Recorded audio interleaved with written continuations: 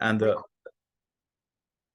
aim of the tool is to allow stakeholders that are either policymakers or or NGOs, or even people who are actually activists and working from that perspective, try to understand the ways in which the different SDG-based targets and indicators are related to each other towards more coordinated action. So please, it's not very formal, so feel free to stop me if I go somewhere that you are not following. It's not meant to be a lecture. I just need to put out a lot of information about how we came to this tool, etc. So stop me and ask a question, unmute yourself, feel free to do that. I'm going to share my screen.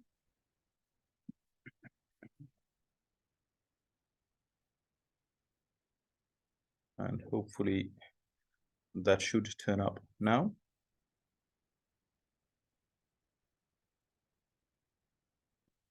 This. Can you see my screen? Mm-hmm. Yes. Okay, perfect. So there's a very quick, let me do this so that I can actually make it a full screen. The zoom is in my way. Second. That should work. Okay. So the structure of the workshop is loosely, because the timing is a little bit looser, an introduction to the project framework, and then we have got part of a questionnaire that may have been sent to you, or we will put a link for you to get to an online questionnaire. We only want you to fill one part of it at the beginning, and then an introduction to the tool. We let you actually play with the tool yourself, as long as your web link to it works. And then we will present some of the findings you can get to from the tool to show the functionality, show you similar tools that might exist. And then there's a part 2 to the questionnaire, which allows us to collect information specifically towards how to improve the tool and whether it has had any kind of impact on your thinking. From this screen, I genuinely cannot see any faces. I've had to collapse that. So as I said, please feel free to just unmute yourself and ask questions. A quick introduction to the laboratory, the CPU laboratory at the Manchester School of Architecture, and the framework which we have brought to this project is that we work with a complex systems framing, and in an urban societal context, what that means is we try to work both with bottom-up systems and information and data, and top-down. So from the policy side, as well as from looking at things like in India, we just had a workshop which was very much based around activist research.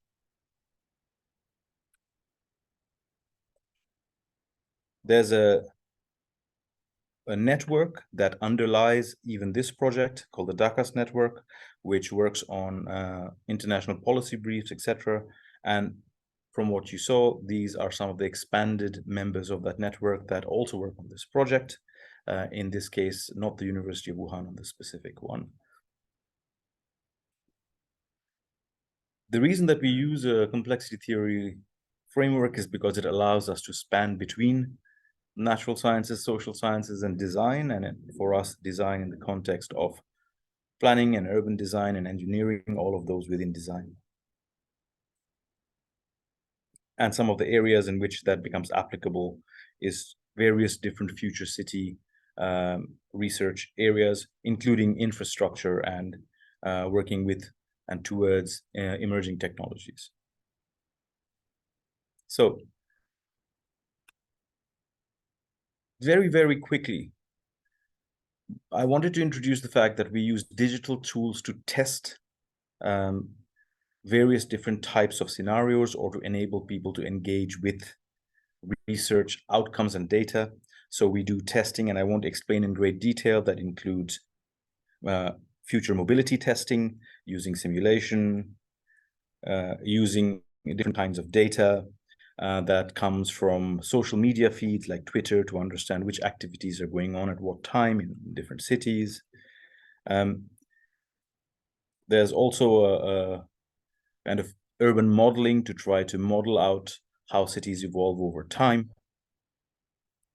and how new technologies or new solutions might impact on existing ones. In this case, autonomous vehicles versus taxis, and working in a model that tries to understand who is benefited by the different services. So this is a kind of background rather than the specific research on this project.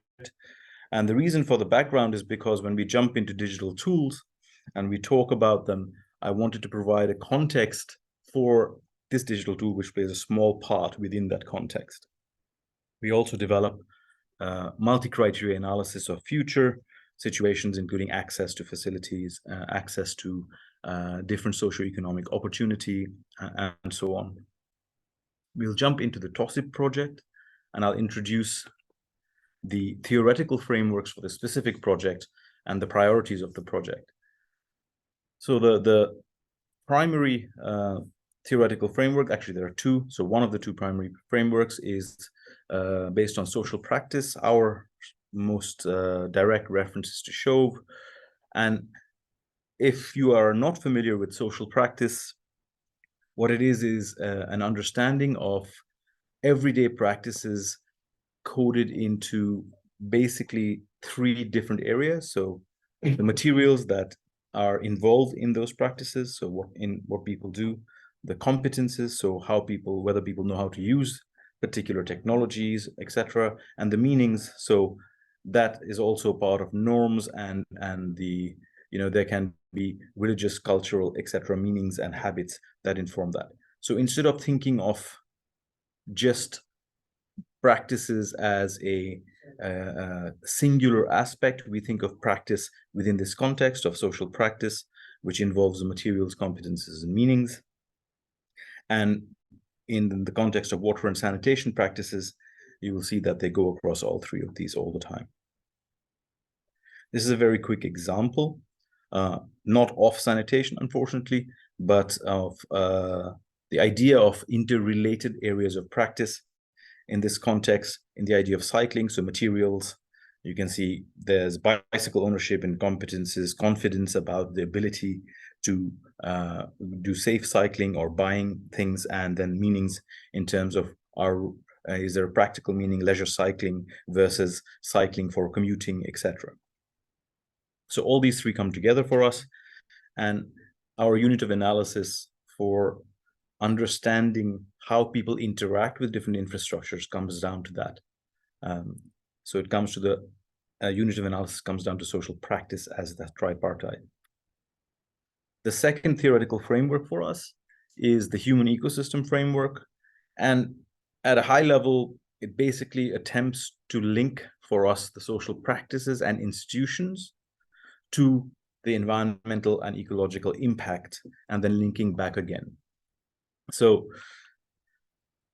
this kind of framework is also used by the United Nations. They just produced this report recently.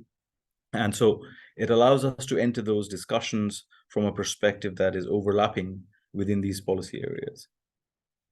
Now, I know that this is before we get into the actual tool, but if you haven't done so, we're going to get one of my colleagues to send you the information to be able to jump onto the questionnaire. And the questionnaire, there's two parts. Each part is 2 pages. If you could answer that questionnaire, and we have got enough time, but as soon as you're done, if you let me know, then we can move on. So the first part, as you can see on your screen, just asks you for your institution or what type of institution. You do not need to give us your name or any personal details, and the type of responsibility or function or research, if you're coming from a research background, that you undertake at the top. So it gives us context against which you answer. And the response part 1 is a series of questions around UN SDGs, which are obviously being pushed in terms of how we try to look at urban development in a sustainable context across various different countries at various different levels. So the questions are very simple, but it allows us to gauge where and how you use them. Just 1 or 2 lines against each of those questions on page 1 will be very helpful. On page 2, the answers are even simpler, and this is a little bit more directed towards this workshop. And page number 2 has got 5 questions which have got numbers 1 to 5.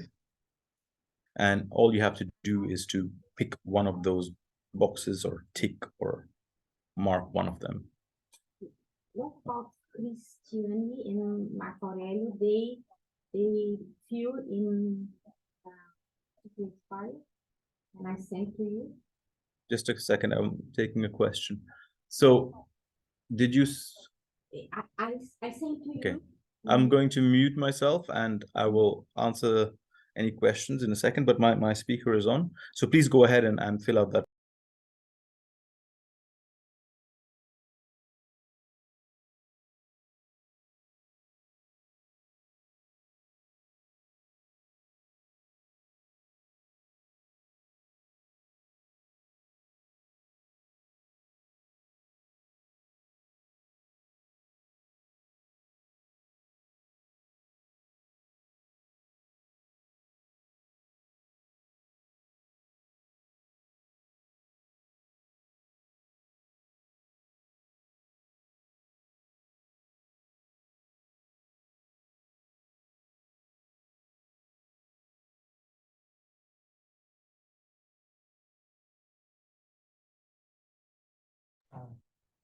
Hi, can you hear me now?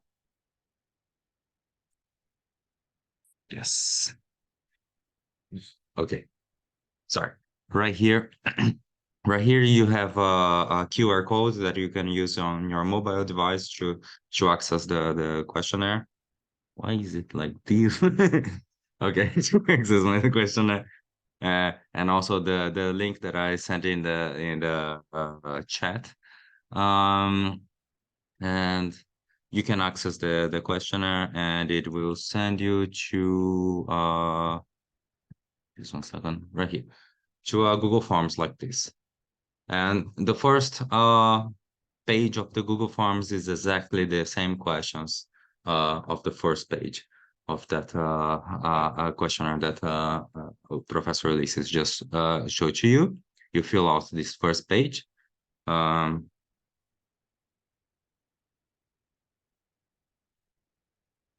And also you fill in this second page.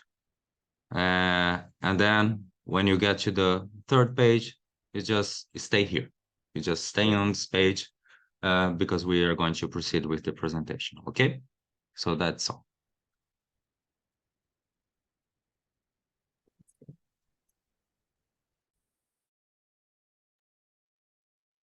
Thank you, Arthur.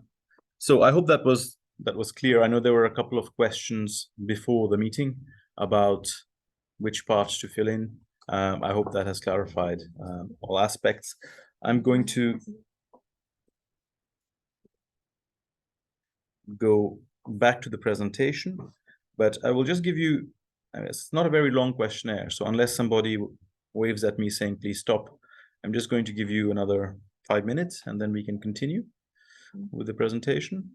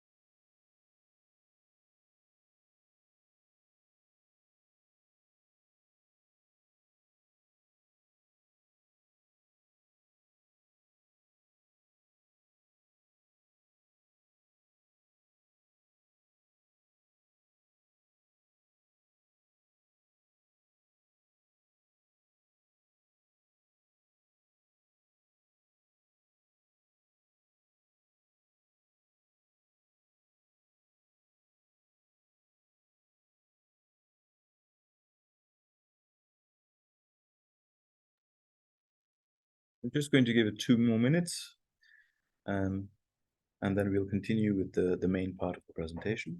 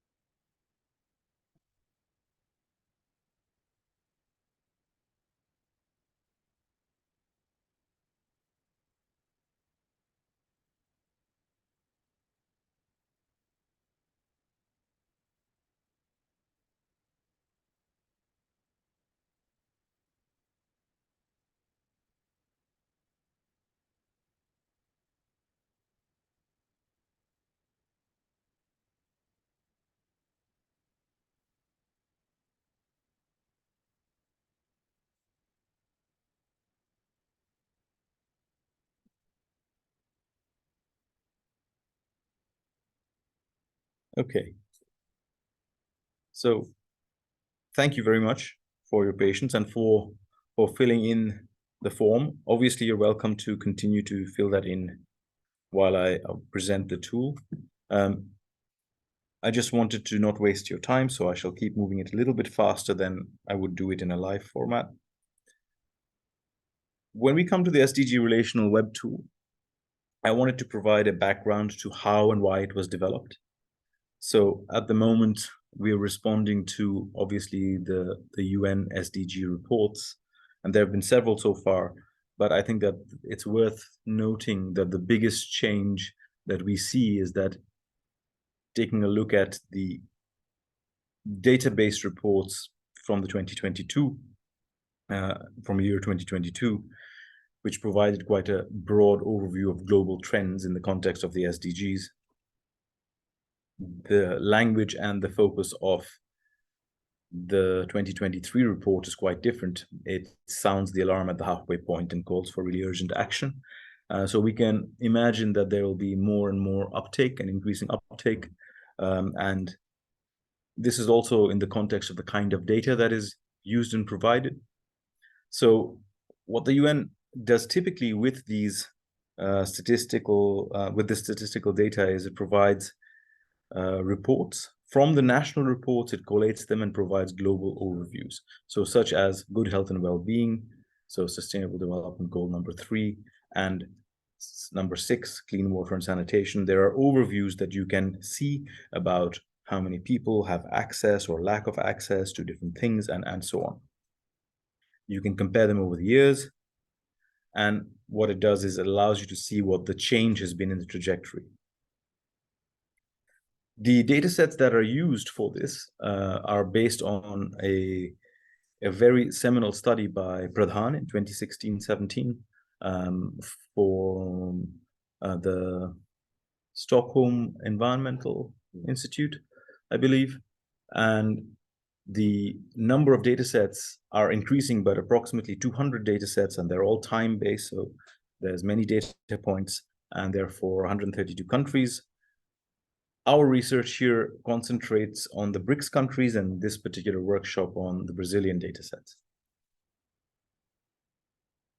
So typically, what you do manage to see, published by the UN itself, is a clear diagram of what has happened against a specific UN SDG target.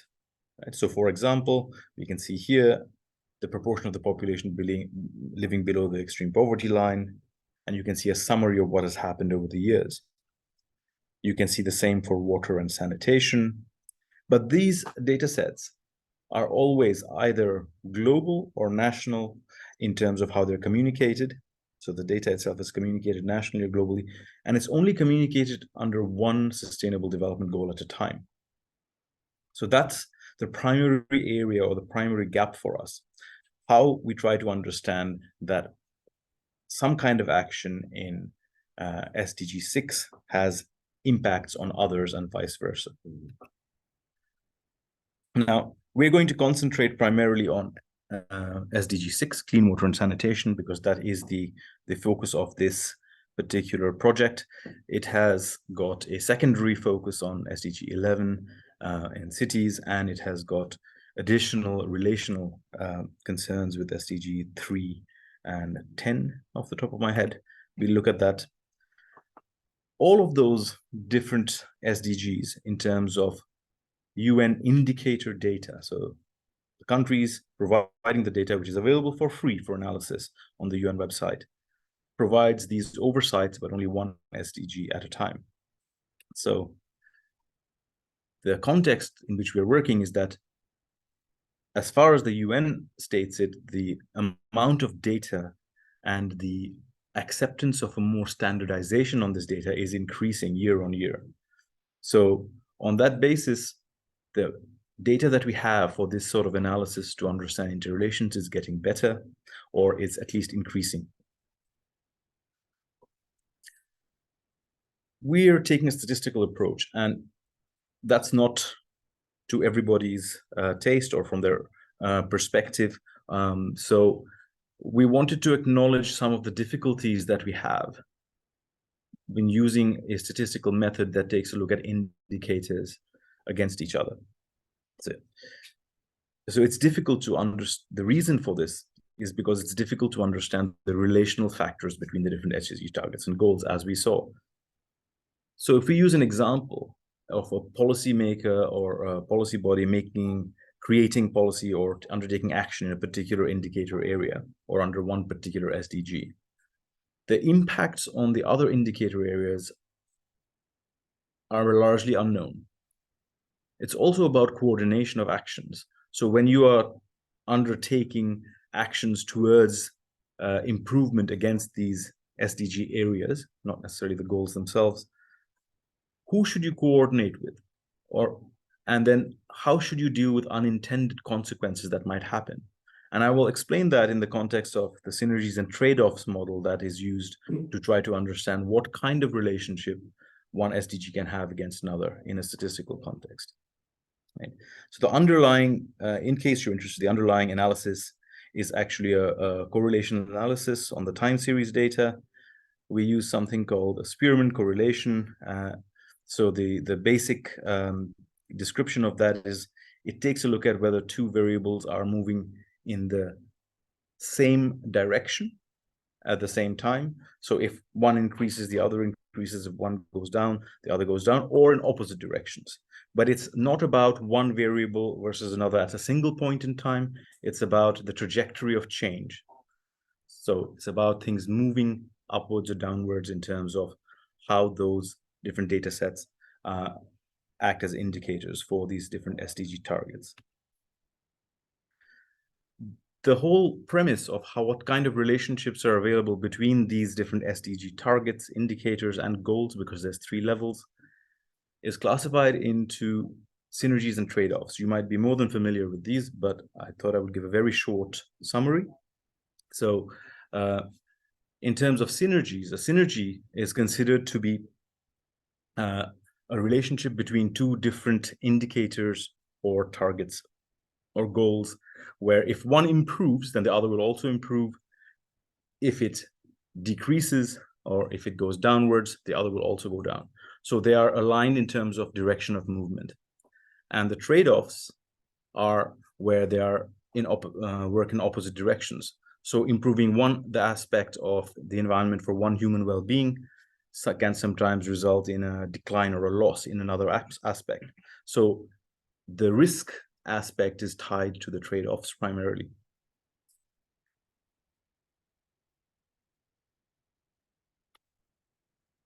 So the reason that we develop this sort of idea of a relational perspective on the SDGs is because we work with the complexity framework, within which the idea is that things within any system under consideration are related, and understanding those relationships allows you to have insight in terms of how to act on them.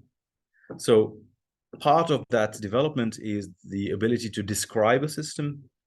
And so as a very quick background, there are ways to do cognitive maps and system mapping. that allow you to define what the particular elements within a system are and whether they're related or not. You can do mental exercises to define system maps so that you can try to understand how one cluster relates to another, etc. You can do more mathematical directions of models, which have got balancing and reinforcing loops. And then you can take them into a system dynamics model, or you can take them all the way to a mathematical model, a graph-based model. But with the SDGs, we cannot take them to this level. It's impossible because the kind of data we have is not about how one thing directly affects another. What we are studying is correlations. So if one is going up, then the other is also going up, but we don't know exactly through what influence. And that's where additional research becomes important, but it provides an overview. So the other aspect of this is that the workshop does use a theory of change, which once again, you may be familiar with. But as a very quick overview, we just want to talk about how the assumptions we have about what is affected by our actions can be questioned through statistical approaches, and how those dependencies on other stakeholders or the success of an initiative are based partially on that understanding. So highlighting these complexities allows us to potentially act in a more informed manner and more effectively. I'm going to introduce the tool itself to you. So you're going to see a screen like this, and I shall send you a link in the chat in 1 second. But a very quick description of the interface. So what you have is the SDG goals at the top of your screen, and what you have below that in terms of numbers will change when you click on one of these areas below. Each of those areas is an SDG indicator, not a target, an indicator. So it's linked. The easiest way to understand is think of it almost as a data set or a combination of data sets. So when you click on one, what will happen with a single click is it will show you all those correlations that we have found through our statistical analysis to the other SDG targets, which is then collated in terms of the blue and red numbers at the top, so you can see them against each SDG goal. And I will explain a little bit more as we go, but let me send you a link in the chat so that we can. So I've sent you a link. It is a prototype, so there might be a tiny time lag in drawing it depending on your connectivity, but please feel free to have a go and to play with it, to ask me questions. What I will do is I will go to the live tool myself, and after that we'll come back to some of the previously recorded outcomes. Okay. So that's the link again, in case you don't have it through the chat.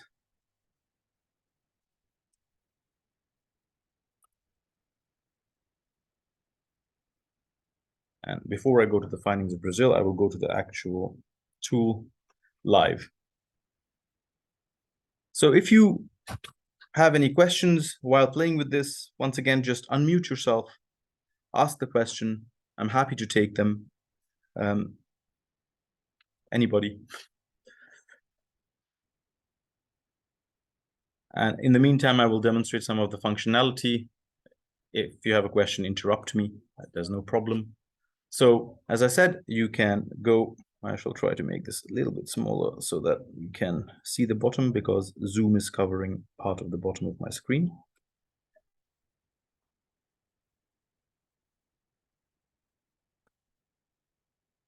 Okay, you'll see at the bottom that there is a Brazil, China, India. So those are the 3 different countries we're comparing at the moment.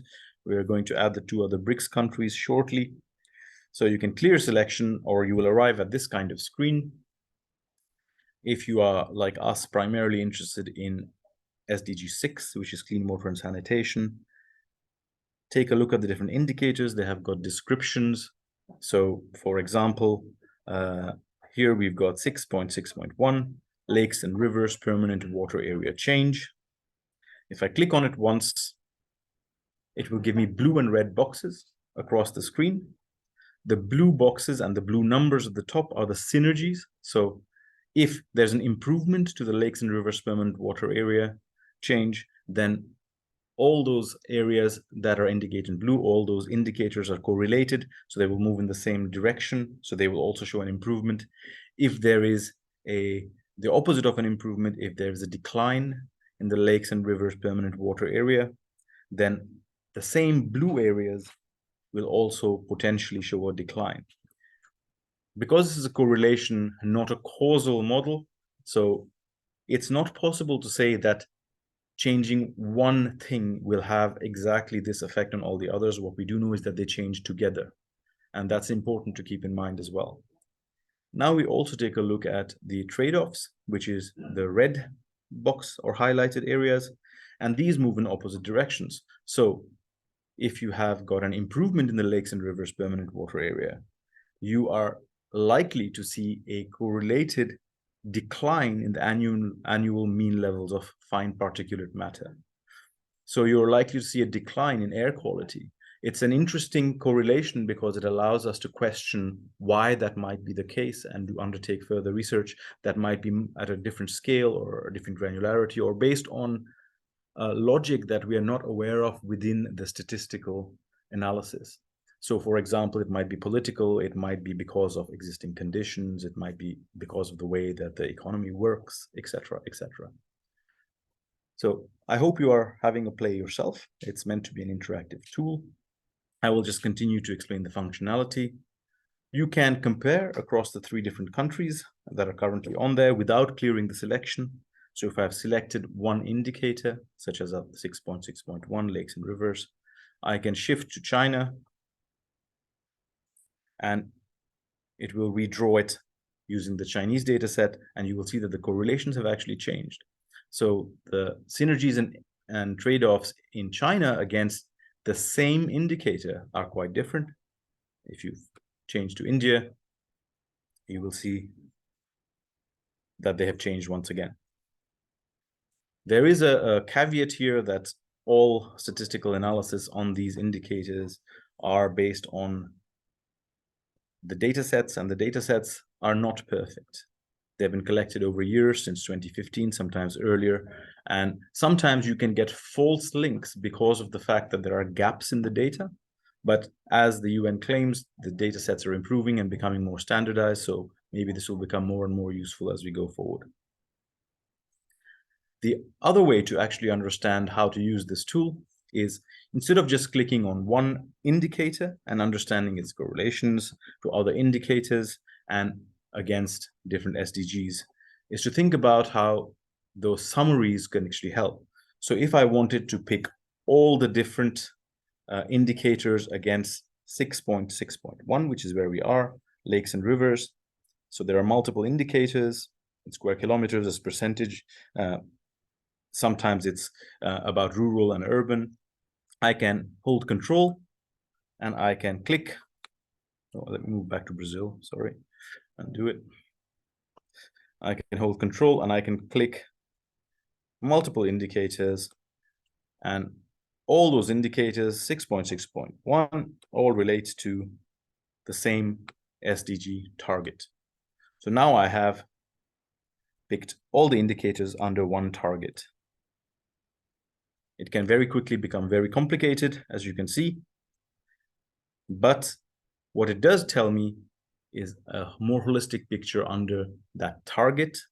So we look back at the numbers at the top, and we can begin to see, for example, that 6.6.1 lakes and rivers permanent water has got very strong synergies and trade-offs with SDG 1 around poverty. It's got very strong synergies and trade-offs, but more synergies with good health and well-being, SDG 3.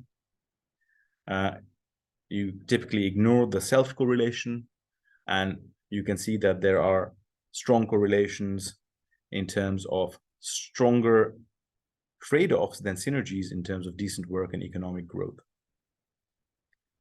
The third level at which you can interact with this tool is to ignore using the actual targets and indicators and actually go directly to the SDG itself, so the Sustainable Development Goal. So if I'm working broadly in the clean water and sanitation area in Brazil, I can click on the box the blue box.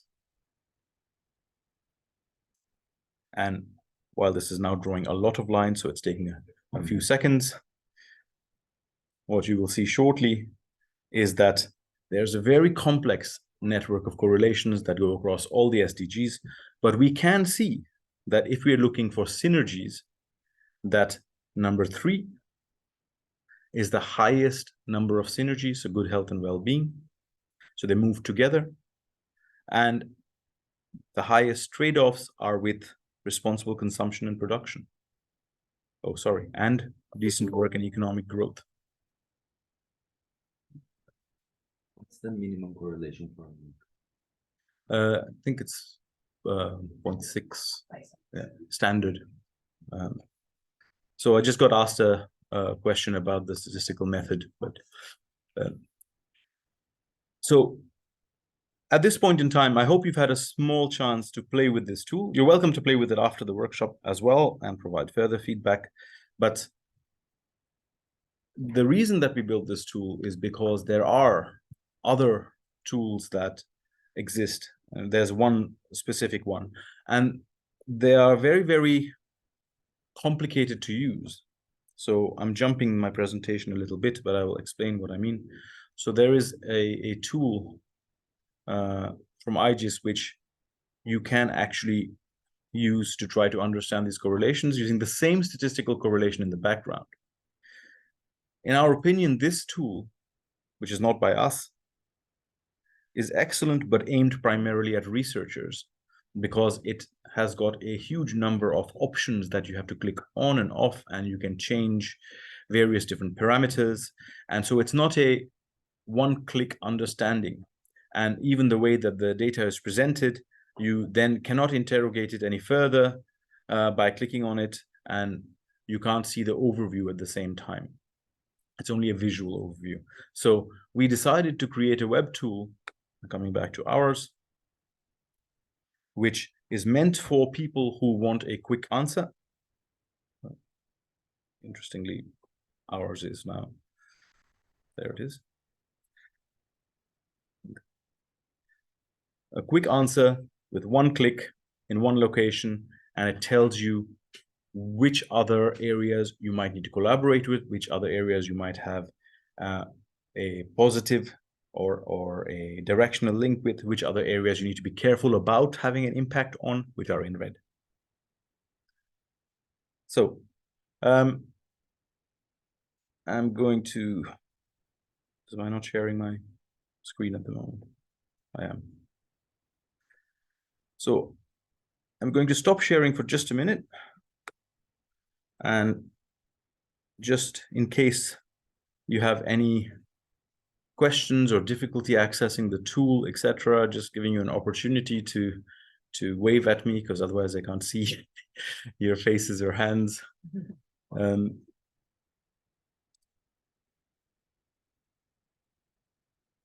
hope you've all managed to get online to it. I can see Christina nodding. That's one positive response. Marco as well.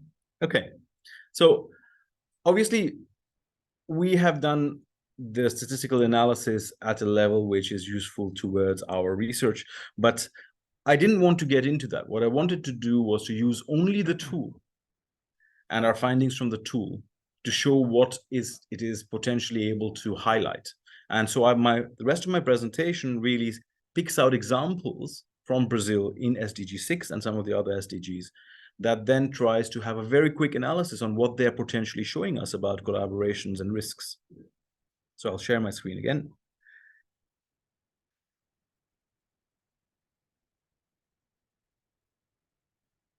Come back to my presentation.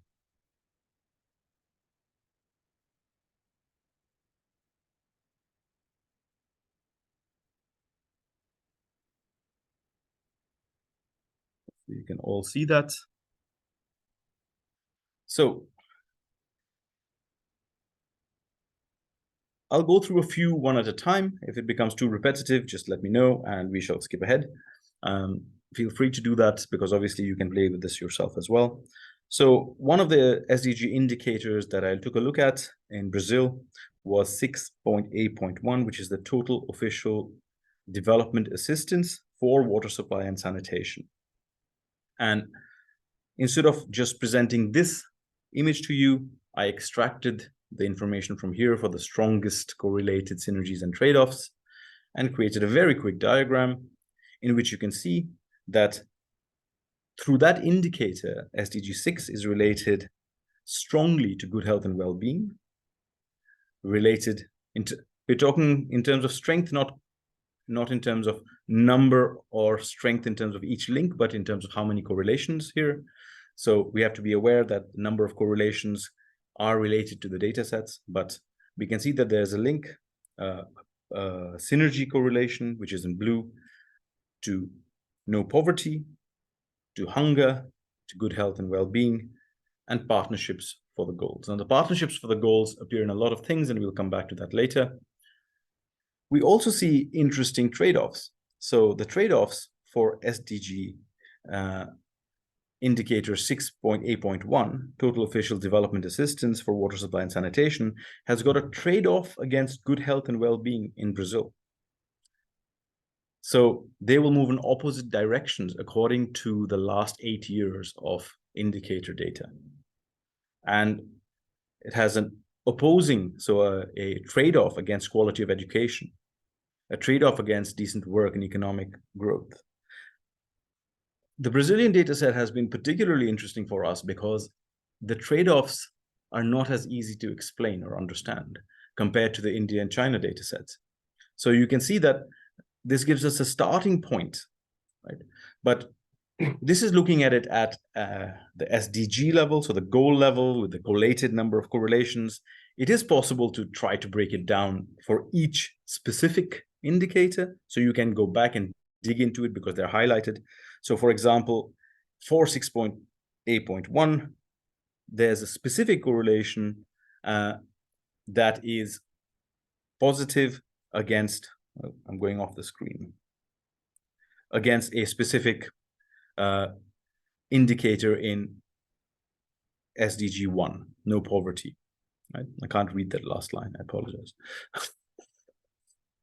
If we take a look at a few more, so if we take a look primarily with the concentration SDG 6, and the indicator here is lakes and rivers as permanent water areas, 6.6.1. Obviously, we can get the overview in the tool, but if we break it down, once again, we can see synergies to decent work and economic growth, reduce inequality, peace, justice, and strong institutions, zero hunger, which has got an interesting question around it. But then I've highlighted on the right, with the orange highlight, that clean water and sanitation in terms of lakes and rivers permanent water area is currently in a trade-off relationship according to the last 8 years of data, with no poverty, good health and well-being, decent work and economic growth, and responsible consumption.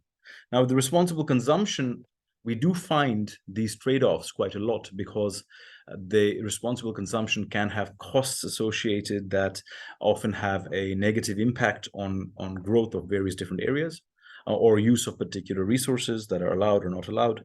But the good health and well-being is a question mark for us. Why do lakes and rivers and permanent water areas have a trade-off correlation? I'll go through a few more. So SDG indicator 6.2.1, proportion of the population practicing open defecation. So one of the primary areas of visual concern for the SDGs. And what we can see as a summary, and I've tried to use a few more highlights here, is that as expected, open defecation and improvement in it is connected to no poverty and to health and well-being. It has got, for me, questionable trade-off correlations which need further research on good health and well-being as well. So there's strong correlations that are synergetic and strong correlations that are also trade-offs, and against reduced inequalities, peace and justice, and strong institutions. So you can see that the part of the reason for developing this tool is to try to understand that statistically the picture that we are seeing is not always intuitive. It's not always based on the assumptions that we have. And then it might not mean that a statistical relationship tells us everything about why things are happening, but it is definitely a question point, as in why over 8 years has it been moving in this direction, as in away from each other? So that becomes a question. I've also got a yellow highlight. So I've got the orange for areas of risk and questioning, blue for the sort of expected synergies, and the yellows for the less expected, possibly, synergies.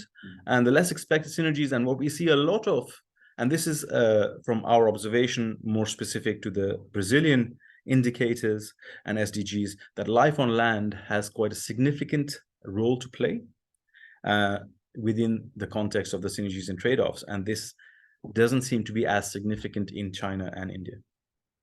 And I'll come to that comparison later. So we didn't just take a look at SDG 6, because obviously you can take a look at those yourself. We took a look at some of the ones that we know are related through previous research or intuitively. So we took a look at SDG 3, good health and well-being, and we've got the mortality rate attributed to cardiovascular disease, cancer, diabetes, etc. So the diseases, and that's 3.4.1. And if we take a look at the correlations on that, we can see that clean water and sanitation is also correlated in the other direction as a synergy, so it's positive correlation. And then reduce inequalities, as you would sort of expect, lower poverty, as you would expect. Life on land against good health and well-being. For me, once again, a slight anomaly, but a strong indicator in the Brazilian context for synergies. And then the trade-offs, once again, reduced inequalities and good health and well-being have got a relationship that moves in opposite directions in Brazil, according to the data. So potentially an area for exploration or explanation. And last two, I think, I'm just going through a few different options to show you that we can actually interrogate these further. And I've kept them at the discussions at the SDG, so goal level, even though we're interrogating them from the smallest possible level, which is the actual indicators. So the reduced inequalities, if we start within that, number 10, and we take a look at something as generic as the labor share of GDP, and we try to understand that. And what we begin to see is that the connection to clean water, good health and well-being, and no poverty is clear.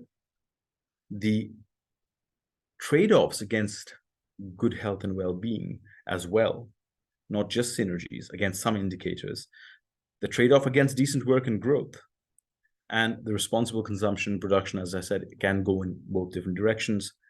There are some surprises there once again. So the idea that we work on SDGs or related SDG areas based on assumption or based on word association, and there have been more than 30 publications that attempt to associate the SDGs through meaning or through interpretation.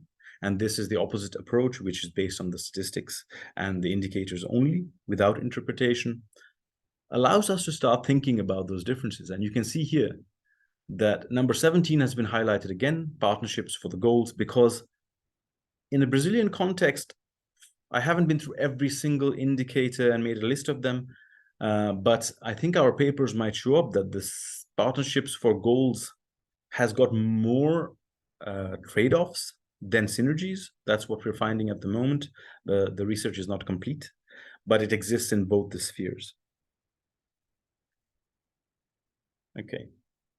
A couple of very quick things to note against that tool, which can throw up questions when people are using it, is that sometimes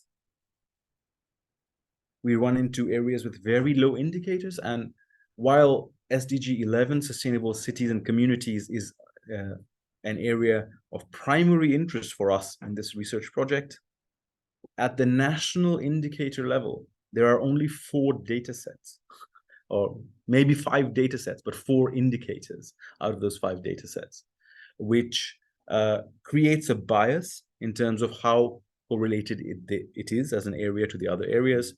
Our assumption is that sustainable cities and communities either collect data at a different scale, which is not nationally aggregated, or that there is not a systematized collection of data at the city level, and therefore the comparison is not possible. I think the second is even more interesting for us, because that means that all the indicators, etc., that we have at the moment, we have livability indicators, smart city indicators, and all sorts of things, are not linked to the same method of analysis as the SDGs. And I think that that's an interesting gap for us to look at further, but possibly on a research project. The other thing to watch out for, and this happens very rarely, is that sometimes the same indicator is within two SDGs. And the reason for this is because they are strongly linked to each other. So for example, this one, which is 7 under 12 and 7, so it's renewable electricity generating capacity, which is clearly linked to renewable electricity generating capacity, which is also an indicator linked to a target under affordable and clean energy and under responsible consumption and production.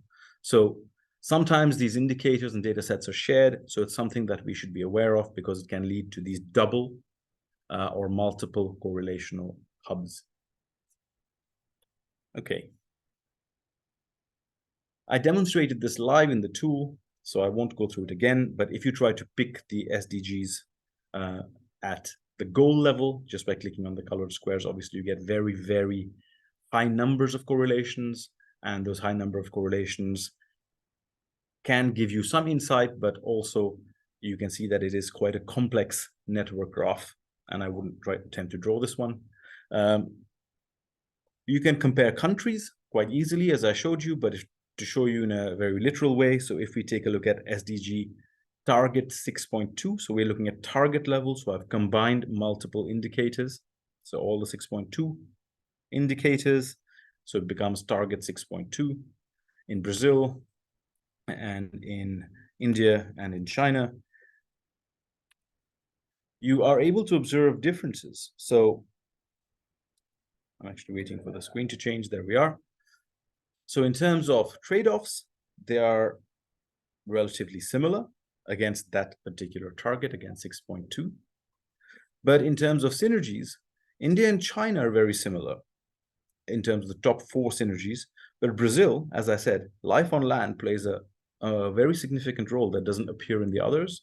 And you can see that number 8, decent work and economic growth, and number 12, responsible consumption and production, don't feature within the top synergetic correlations within Brazil for SDG 6.2, target 6.2. So the comparison that we're going to be doing across the BRICS countries will also allow us to take a look at the differences between the countries in terms of how the different indicators are telling us there are relationships between improvements in collective areas versus oppositions and risks. The assumption in the original paper that came up with this, in Pradhan's 2016 paper, which is being questioned to some degree, but still is a broad assumption, is that the more synergies there are across the spectrum against any particular SDG indicator or target, the more likely it is to be easier to work towards improvement, because that assumption works on the basis that the SDGs were created so that you could work on related areas and improve them. But the number of trade-offs have in fact been shown to be growing over the last couple of years. So that is an interesting turn of events as well, and we don't know exactly why. That's once again something that we have to look at on a case-by-case basis. I'm going to bring this demonstration and examples a little bit to a close. We shortcut the filling in the form for the first round a little bit in terms of time, because I didn't want to waste your time, but I hope you have filled that in. I just want to point out that this kind of analysis at the SDG goal, target, and indicator level is already recognized as something that doesn't tell a complete story, even within the SDG reports. So the SDG reports themselves start to provide links to human impact stories, etc., to try to explain some of the improvements, although they don't have a relational understanding. Some of the improvements within particular SDGs, for example, in 6, which we're dealing with.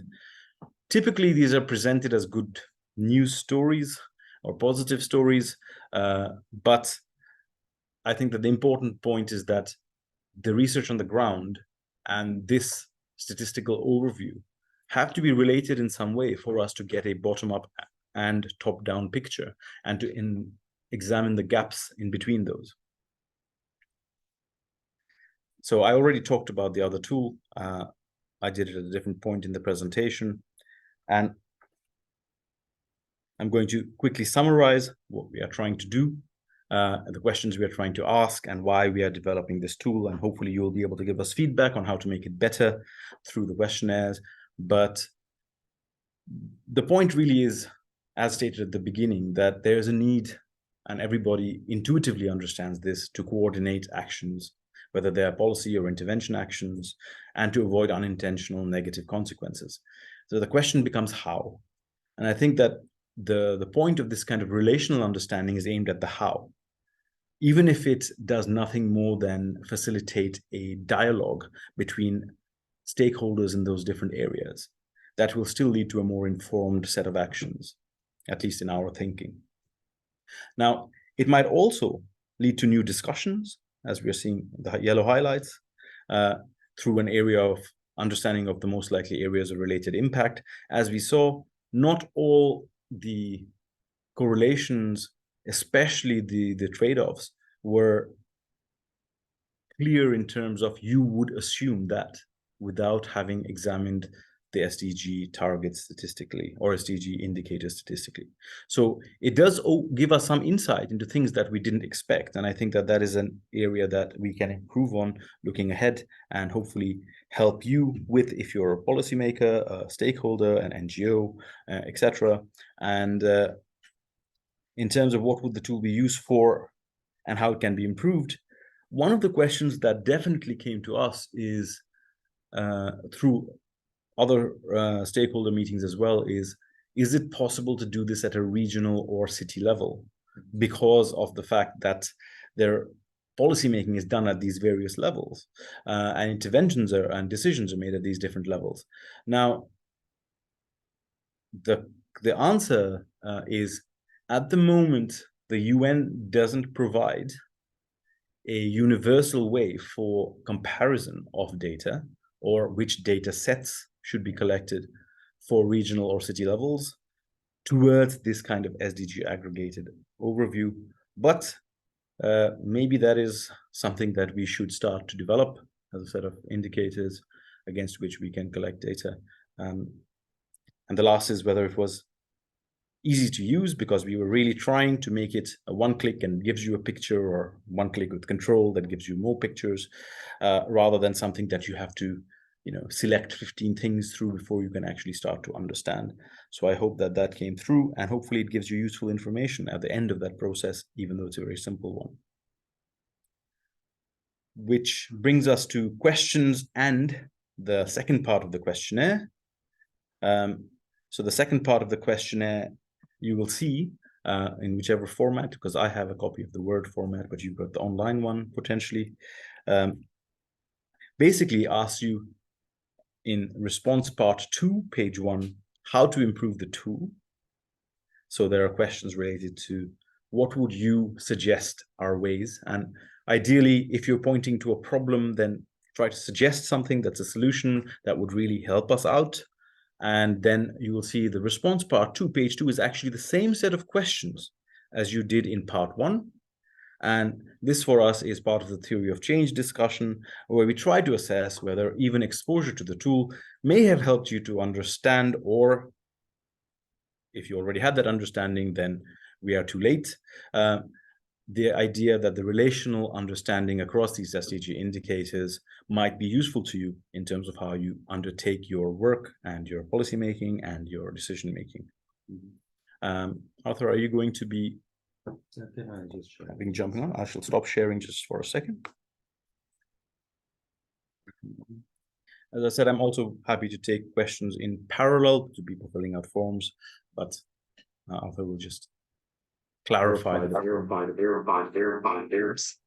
Sorry. Yeah, so again, we just come back to this page that you guys were. Last time you stopped at this stage. So you just hit next and you start filling out what would be the first page of the part 2. And it's only 4 questions, really simple. And then the second section is just a Likert scale, very simple, and send, and we get the answers. Thank you very much. Thank you all. Okay, so I shall turn my mic and my camera, etc., back on. And as I mentioned, questions are good. If you have any discussions, thoughts on, hey, we would like to explore this further or not, or we think it's completely useless, all of that is useful feedback for us, because the point of this is to develop a tool that is really meant to have impact in the real world rather than just on us as researchers. So feel free to jump in, raise a hand, or just unmute yourself. There are not that many people in this meeting today. Or just fill out the form, and please don't forget to hit send at the end. But a conversation would be nice. And you can sorry. And you can fill in Portuguese or English, the language that you prefer. We can translate, don't worry. Okay, my sound is back on.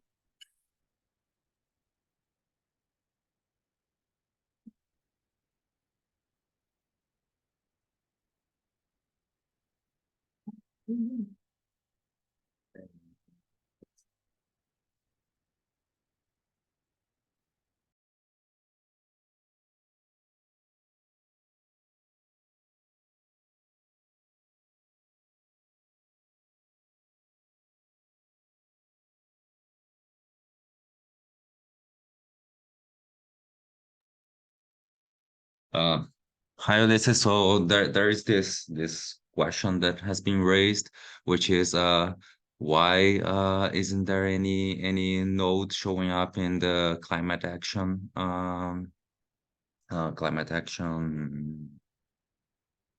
target SDG? SDG 13, I guess. 13.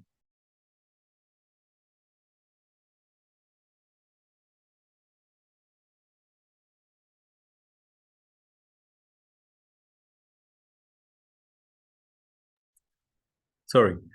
So the data that has been used here in terms of the correlations requires a minimum amount of data and a lack of gaps for it to actually show up as a correlated node.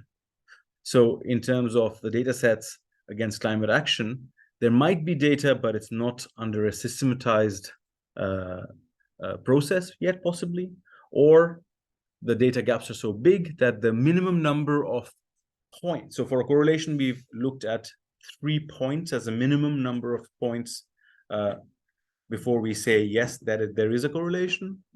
And that's the same process that Pradhan has used, because we didn't want to invent a process that then raises the question.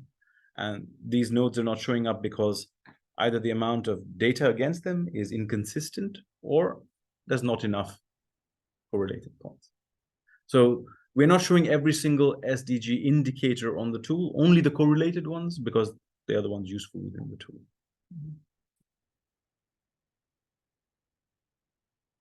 But it's a good question.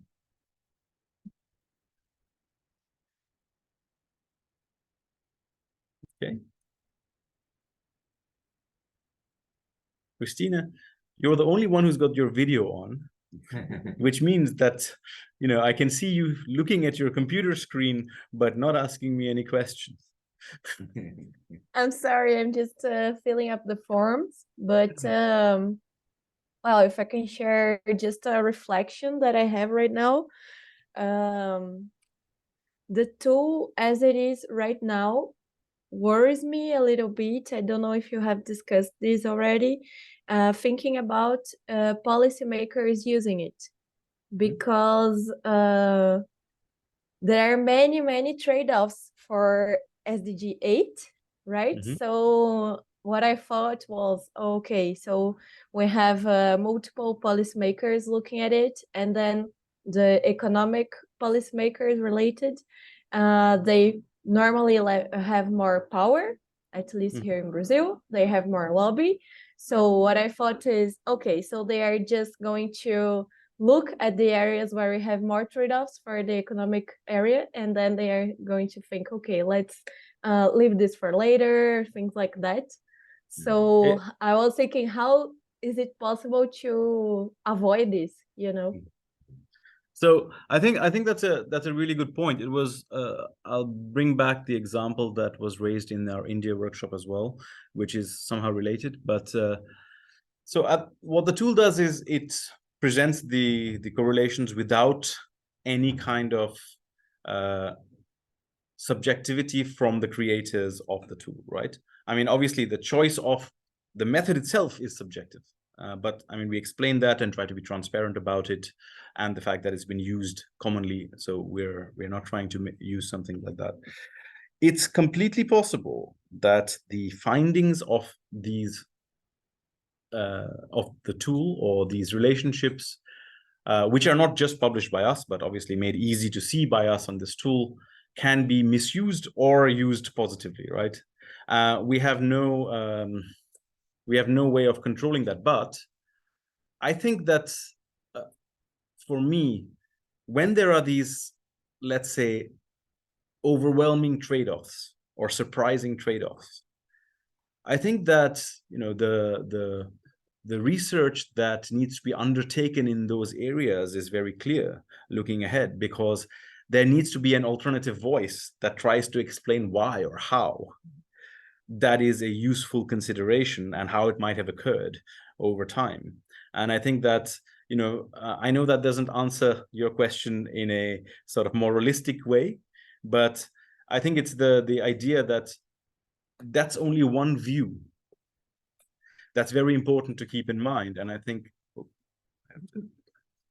that's only one view, and that one view means that you have to bring in the multiple different perspectives on the same problem. So to give you the example from India, the researchers, rather than the policymakers that I was working with and presenting to, actually said, well, but the SDGs themselves are a very systematized view of what we should understand about sustainable development, and that view itself has got multiple problems, and you can critique that. And we completely agree. And yet it is the kind of system that is currently being used across multiple countries in order to, let's say, push several agendas forward. Now, in that context, I think that ignoring them is problematic, or just being critical and ignoring them is problematic. But also, if we consider this tool in the against the previous understandings of SDG relations, so the previous understandings of SDG relations were interpretive, right? And then as soon as you get to that, then you go to interpretive towards what and towards whose advantage. And this is just a sort of hands-off mathematical perspective, right? And that comes with its own problems. But so that's why I say the multi-perspective is the answer, I think, to being able to have these discussions. And different scales within that multi-perspective is incredibly important, and that's what I was alluding to at the beginning.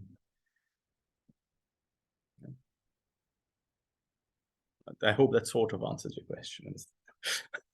Yeah, it's really difficult, but yeah, it helped a lot. Another, I don't know if anyone else wants to ask anything, but I'll just say another thing that I was thinking about. Please. I don't understand anything about the statistical part, okay? Just to clarify this. I was thinking about two aspects. The first is the SDGs, they were developed in their silos. So no one was necessarily thinking about the relation when Yes. they were developed. And on the other hand, data, even worse. Okay, so the indicators we have, they are really projected for the country when they are at country level. They were not, most of them not specifically designed for to answer the SDG indicator. So how this could affect the statistical relation analysis that you made in the two? So, so I think that's absolutely correct. So two things. So one is, first, to your second part of your question. So I think that the fact that the data that has been collected and then is being used against these indicators may be a process that has been going for the last 50 years and has just been sort of put into this since 2015, right? So they are not specifically designed to meet the targets. I think what is happening is that the gaps are being identified. So, for example, I pointed to SDG 11 cities, and there are serious gaps, right? The only two current indicator sets, even though there's 4 or 5 showing, have to do with refugees and to do with what did I point to? It's gone out of my mind at the moment, but it was just the 2 different areas at the moment. So all the discussions in terms of the targets, such as access to transport, mobility, etc., they don't exist as indicators that show up, right? So we know those are targets, but there's no indicators against them. So I think that what the UN says at the moment is that the amount of data and the standardization of the data is increasing, right? So that's their claim, and they give you a bar chart. It still has gaps, there's no doubt. So what it does is it gives us a best picture we have now, as opposed to no picture, but with a warning sign saying the picture comes from incomplete data sets. And that was, I was trying to allude to that during the discussion as well, saying, well, is this an anomaly in the data, or is this an anomaly in reality? It needs to be a question that's asked every time you see one of those relationships. The other part of your question, I've kind of forgotten now, the first part. It's about the SDGs and the indicators, etc., being developed in their silos. In so silos, right. So correct. I remember going in 2015, going to see the publication of the SDGs, and in the meeting, they were presented as these separate primary areas, but I think ever since they've been published, there has been a discussion about, yes, but obviously they are not silos, right? I mean, this is an ongoing discussion, and for us, it has been an ongoing discussion as well. But as I said, there have been multiple attempts at saying we should associate them in this way. But those associations are incredibly difficult. So I'll give you an example, right? So if you're talking about the word, let's not even pick something as broad as sustainability. Let's say infrastructure, okay? And that word, and it could be, you know, a bit more of a deep learning model. So not just the one word, but a phrase related to that. If you do a language-based analysis, you will find correlations where infrastructure has got many meanings for different people under those different SDGs. So they don't mean the same thing. So when you try to do it through that kind of association of understanding something, then it's very, you know, there's interpretation comes in at every single level. Right? And I think that this is not the better way, but I think it's that plurality of perspective coming back again, right? It's a complexity framework person. So the plurality of perspective allows us to take a look at the same thing in different ways. And I think that this is one of the ways which allows you to go, well, okay, so it's not purely interpretivist, but there are other problems with it.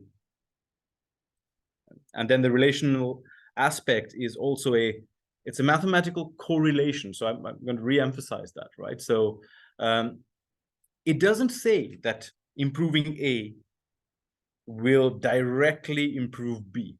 We also don't know whether, so all we know is that A and B appear to improve together, right? We don't know whether it's A is pushing B or B is pushing A, or as a collective they're happening, or, right? So it's not causal in that sense. So it gives us an understanding, but not a mathematical model where we can turn a knob and things will change. Yeah, thank you very much. You're very welcome. Anna, Marco, any queries, questions? Marco, we can't hear you if you are speaking because I can see you're not muted.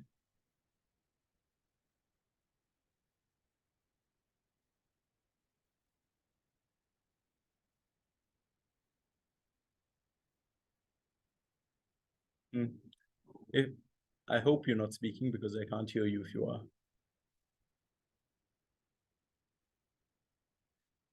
Okay. I've got a question from Could I ask Norma. Yeah, something please. No, but maybe I don't.